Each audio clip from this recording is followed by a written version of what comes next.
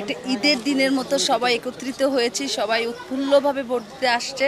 আসলে খুশিরই কথা এটা আমাদের জন্য। এবং আপনাদের মধ্যে একটা জিনিস লক্ষ্য করে দেখছি যে রেষারেষি নেই, মানে না, এখন পর্যন্ত এটা রেষারেষি নেই কেন? যেমন মিশা ভাইয়ের সাথে আমি 70টা ছবিতে অভিনয় করেছি, ডিপজল ভাইয়ের সাথে কাজ করেছি, ওই প্যানেলে যারাই দাঁড়িয়েছে, আলেকজান্ডার বউ, সবার সাথে কাজের একটা এক্সপিরিয়েন্স আছে। তো কার সাথে বিভেদ করব, কাকে শত্রু মনে করব? সবাই তো আমার বন্ধু।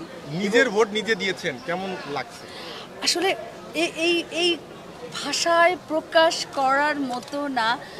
আমার মানে আমার সিলে আমি সিল আমি সিল মারছি, মানে এটা আমি আপনাদেরকে বুঝাতে পারবো না।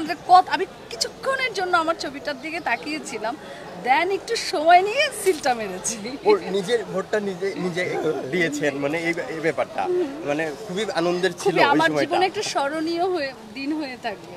মানে আজকে অনেকেই বলছে অনেকের ছবি নাকি স্পষ্ট আসেনি, তা আপনার বেলায় কেমনটা হয়েছে? না না না, আমার বেলায় তো এমন পরিলক্ষিত হচ্ছে না, দেখতে পাচ্ছি যে স্পষ্টই তো ছবিটা দেখা যাচ্ছে।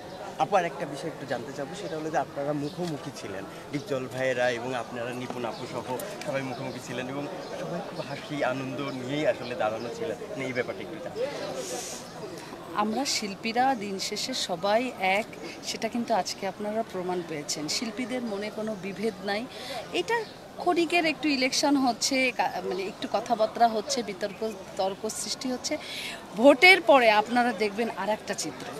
আপু, আপনি আরেকটা কথা, সেটা হচ্ছে ভোটকে কেন্দ্র করে আজকে যে ধরনের উপস্থিতি শিল্পীদের, বিশেষ করে শিল্পী সমিতির, ভোট গ্রহণ শেষে ফলাফলের পরে এরপর থেকে আমরা কি আপনাদেরকে এইভাবে উপস্থিতি একেবারে 100% আমরা একদম এই যে প্যানেলটি যদি আসি পুরাপুরি আমরা আমাদের পুরো সময়টা আমাদের এই প্যানেলের প্রত্যেকটি ভোটারকে দেওয়ার চেষ্টা করব।